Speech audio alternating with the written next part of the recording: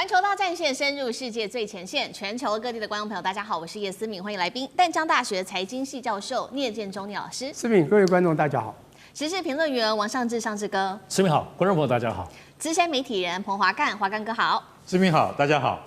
好，观众朋友，今天在这一场中美贸易战，我们要赶快来关心的。首先，今天的火线话题3条，我们会请来宾来帮我们做解读的，就是现在呢，因为这个关税战打成这样中国大陆已经不卖给美国东西了，但是呢，我们看到它的出口最新的一个数据是，反而是在今年的部分创下了新高。看起来这个北京是越打越赚钱，华府却是被自己的课税越来越惨，国内通膨严重。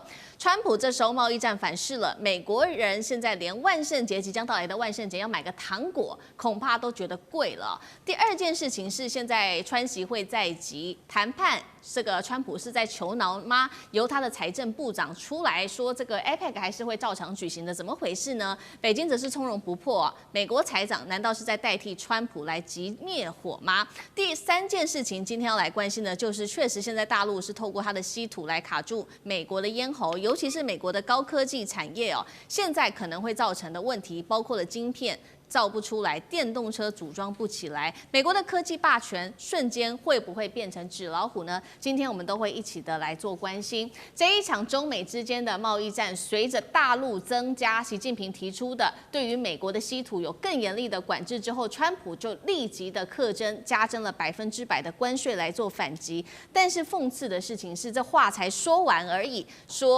我们来看到的是，美国的财长跟副总统立刻就说了，确实啦。我们会课征100%的关税，但是呢，未必真的会成真。那现在看起来是川习会，我们还是会照常的举行，因为现在看起来北京就是不急少了美国市场，它的出口一样是非常的畅旺的。我们赶快来看到现在北京的出口表现，中国大陆对9月份全球出口年增率竟然是超过了8%，呈现一个正成长。现在看起来对美国的出口年减幅最高达到了近30%，但是不管是对于东南亚国家或者是对于非洲国家的出口年增率都是非常的高的。反倒我们今天要来关心到的是美国自己内部所陷入的问题，包括了它的就业停滞跟通膨问题越来越严重，尤其是马上的万圣节到了。现在呢，根据 CNN 的最新揭露美国的民众去买的这些万圣节相关的这些商品，竟然90%都是依赖中国大陆的零组件的。而川普这样子搞来搞去，这个关税对中关税从20%一路拉到145%，最后又降到30%，现在又喊到加征100%，早就让厂商感到非常的错乱了。所以造成现在美国自己商品内部库存断裂，零售商哀嚎，消费者现在还得花更多的钱才能买到中国大陆的商品。官媒这时候就回击美国说：“美国你自己不会自己好好的反省，还敢威胁课征高关税，这不是和中国打交道的一个好方式。”节目一开始，请教聂老师怎么看了这一场中美贸易战？到底现在中美之间谁比较占上风呢？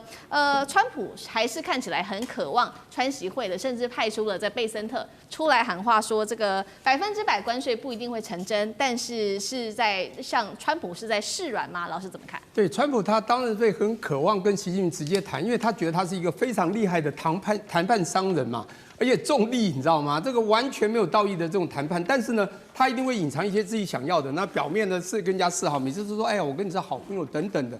现在重点是，川普这个人大概中国已经看透了他想要干什么。因为去年11月我在这个大陆广州参加一个金融学年会的时候，刚好川普选上，那个电视里面就非常清楚说，我们现在不需要外交官，也不需要什么政治家，都不需要，需要最厉害的心理学家。因为川普这个人他要干什么，我们只要想他要干什么就可以。因为川普这个人非常独断执行，很容易抓到他要干嘛。你看到他什么话都会讲出来。所以呢，我会发现这1年来，真的中国浅浅的就像一只龙潜在海里面。基本上不太说话，他就是身在海中的潜龙，突然要生。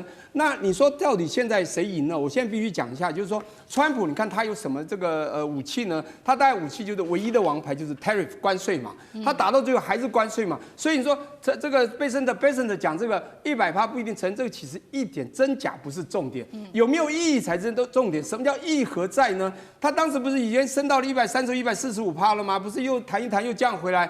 这个100%只是一个恐吓之意。从一开始4月2号，川普用一个这个不平等的这个关税条约，这1打多的不平等关税条打了全世界。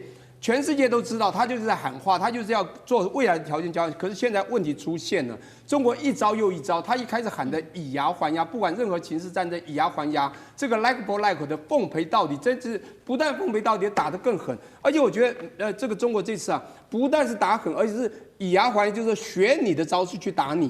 不，你看我们讲得很清楚，你做了什么我们就做什么。这个川普1.0版的时候也发生过，那时候只是谈贸易赤字的量与值的问题而已啊，就是10%、20%一个幅度和这宽度的问题。现在不是哦，现在打到了各方面，尤其科技已经打到很深。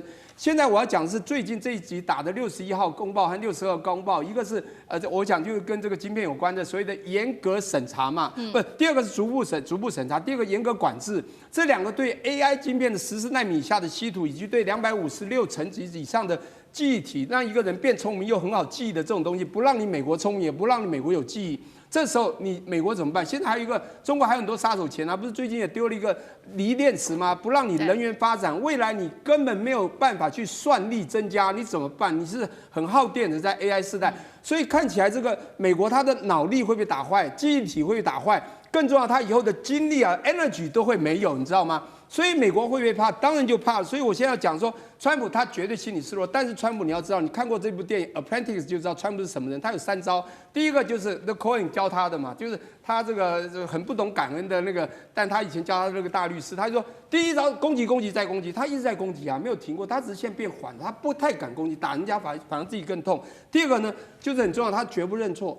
第三个死不认输，所以他没有认输，他没有示软，可是心里已经很害怕、很软。我最后讲一个，就是说，因为这有内忧外患，短期之间呢，我在上月写了一篇文章说，美国现在壮士大赢家，因为他的官司看起来是得到了很多东西，从欧洲啊，从这个日本、韩国，但是他的内忧外患会出现。第一个内忧已经现在展现了，他的失业率一定增加。通膨增加，它的外患更可怕。未来的所谓的国际经贸、地缘政治，未来就会是一个没有美国的一个 without US 的一个什么 regionalization， 没有美国这个 free trade。所以现在你看到了中国啊，在这个浅浅的去拉帮结派、互碰引伴，到南非去增加了56%，它以前“一带一路”就有这样的一个连线嘛，到东南亚去增加15.6%，反而美国对你美国出口减少27%，那美国现在怎么办呢？所以现在看起来再走下去，美国会更痛，那中国看起来这个胜算就更大。确实，这场贸易战现在打到现在，本来是美国希望打中国，但是看到中国大陆在今年的部分这个出口大增，不管是对东南亚、对非洲等等，美国则是现在失业率跟通膨越来越严重。有几个比较具体的数字带观众朋友来看到，包括它的9月份的私营企业流失了3.2万个职业，而川普本来是希望能够复兴美国的制造业的，现在制造业竟然流失职位7.8万人，能源采矿业也裁员了6000人。刚刚提到了嘛，万圣节要到了，但是现在通膨所以服饰大涨了5到10块钱，美国家庭都在哀嚎说，那干脆我们就不要过节好了。那美国的就业市场现在也是呈现一个零成长的状态，中方的底气是不是就来自于目前有很多地方可以做出口，反而是美国被杀得非常惨？尚志哥怎么看？是的，我们现在看中美关系，特别是明明现在川习会在10月底就要见面了哈，没有意外还是会碰面。只不过过去会认为说，应该在碰面前各方面中美双方情绪应该缓和，要营造很好的谈判气氛。但没有想到现在大家越丢越狠哈，包括现在刚刚讲美国方面多了100%关税，中国大陆其实回应，当然还有包括船只的这个苛征课税。那中国现在稀土丢出来了，锂电池丢出来了，美国船只靠岸的部分呢多征收，这些都是很招。那我们现在来看，整个来说，其实只是验证了一点啦，就是说在中美关系来说，中国大陆长久以来至少超过10年以上，就是长期全方位的要在中美当中，过去受制于美国的要做全面的脱钩。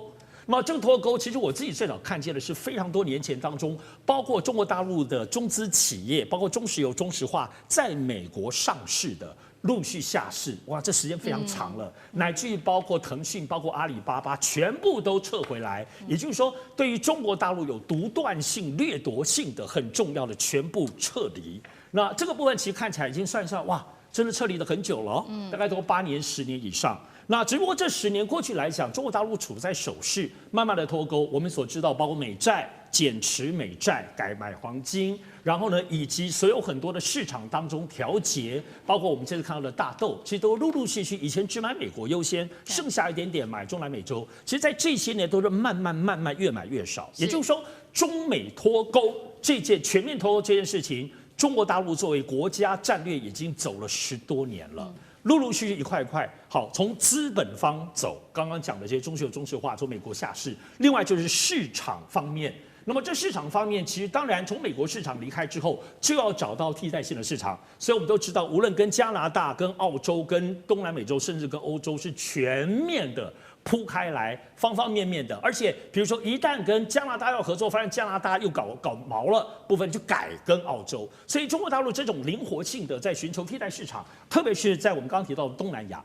东南亚其实我相信，就我所知，大概在4、5年前。中国大陆国家战略就形成了部分，就是他们不把东南亚国家，美国是没有错，他要去中国化，尤其制造业，所以要求很多所有包括中国大陆的或美商要求他们往其他国家，他们要分解中国大陆的作为制造的核心。可是中国一开始是抗拒的哦，但是4、5年前大概国家战略就想清楚了，没有，他们就推出了一个概念叫做 N。就是所以中国大陆叫做 N+1、N+2、N+3，也就是说，他们把越南、泰国、包括印尼等等这些地方输美的，只要是中国大陆的产业外移过来的地方的话来讲，就作为他们的替代性的一个方案，把东南亚的市场跟中国大陆做捆绑，而不作为竞争对象。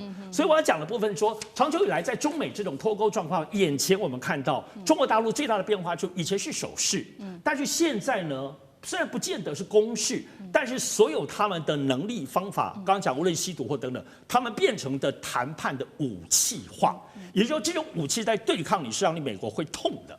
而且在这个过程当中，他们所有该有的市场也准备好了。刚刚讲资本端在这10年当中也准备好了，美债什么各方面都准备好了。姑且不要讲说他们推人民币要往上推，他们自己的国家战略先不管，至少在中美对抗方面是有备而来的。而这些东西就是长久以来作为国家战略在推进这方面来讲，我想10年有成了。现在有这个底气，还不包括我们提到军事方面的中美对抗，我想这些都是这10年来中国可以说是非常隐忍的一步步的走到现在。好，所以我们看到现在中美脱钩这件事情上，中国大陆布局了几10年的时间，已经准备好了。那美国准备好了吗？因为刚刚说这个中国把它的武器化的东西有2样嘛，稀土跟锂电。尤其今天我们来看看这个稀土。美国到底能不能没有北京的稀土呢？我们先来看到一个数据哦，中国9月份稀土出口到美国是已经大暴减了，大概达到30%，而且是连续3个月都是下滑的。美国的贸易官员前官员他说，美国啊可以卡中国的晶片，但是中国能让世界造不出明天的晶片哦。那白宫也这边的顾问特别讲到了说，如果稀土被封锁，美国将会失去参与未来经济的一个资格。到底美国有没有办法摆脱来自于中国的稀土呢？华刚哥怎么看？好，美国的学者有讲哈，中国在未来一定有能力能够阻止地球上的任何国家的现代化，也就是说，可以去影响他们的现代经济。这个话讲得非常的满了，也很尖锐啊，可以阻止任何国家的现代化。为什么？因为你没有稀土，你就没有晶片，你就造不出战机，你就造不出船舰。好，这话讲得非常的直接又明白。那你去看看这个关税战打到现在，9月中国的出口一点影响都没有，年增8.3%，同期增加8.3%，创了半年的新高。但是对美国年减27%，很多哦，1/4哦。对。可是对它的整体有没有伤害？没有嘛。所以对于你关税战的结果，对于中国的经济打压毫无成效。从这里就可以看得出来。要再看下一季吗？我相信下一季的表现，中国的表现一定会更稳健。那连续3个月来，中国对于这个全球的稀土出口竟然锐减了多少？30%连续掉了3个月。那这是什么意思？你知道吗？你知道中国它现在甚至它还可以派人到到海关去看，说，你现在这个出去的东西是什么样的东西啊？对不对？你不要，美国不是千方百计在设法让 NVIDIA 的那个晶片不要卖给卖给那个中国吗？中国的海关也派人去，我跟你讲，你看有没有夹带战略性的稀土卖走的？我跟你讲，商业间谍无处不在啦，不是美国防中国，中国也防美国。你会用各种名义啊，各种子公司啊，对不对？你会包装过以后，然后就把这个稀土给出去了。所以我讲一句实在话，双方都是谍对谍。但是呢，这个美国学者哈叫那个伯勒曼，他讲得非常好。他说，美国可以卡中国的晶片，但是中国可以卡你美国，让你明天造不出什么，造不出明天的先进晶片。所以中国现在最近还特别对于飞弹和战斗机使用的那种高功率电动马达，那一定需要稀土，还有坦克跟火炮的雷射测距仪。我现在讲的都是非常基础的军事装备，那里面也有稀土。只要中国不卖你，美国可以自己做，但是要花10几年。为什么？美国现在已经自己跟美国国内唯一的一家稀土公司签约，国防部现在有15%的持股，可是这种非常不环保的工业，要重新进入环保的阶段，对，还要在5年跟10年的承受期。所以说，这是美国真正它国防工业。中国在40年前就已经不为污染去接受它了，现在对于稀土的控制非常好。那前面付出了很大的代价，但是呢，全世界现在才刚刚开始要付出这样的代价。如果你要建立稀土工业的话，你就要付出那种环境代价。中国在这方面的确领先多少年，也成功了多少年，而且它会一直领先下去。好，谢谢华干哥。那我们休息一下，马上回来。地缘政治、美中之争、战略价值、强权崛起、小国生存，现在与未来洞悉事件走向，掌握世界脉动。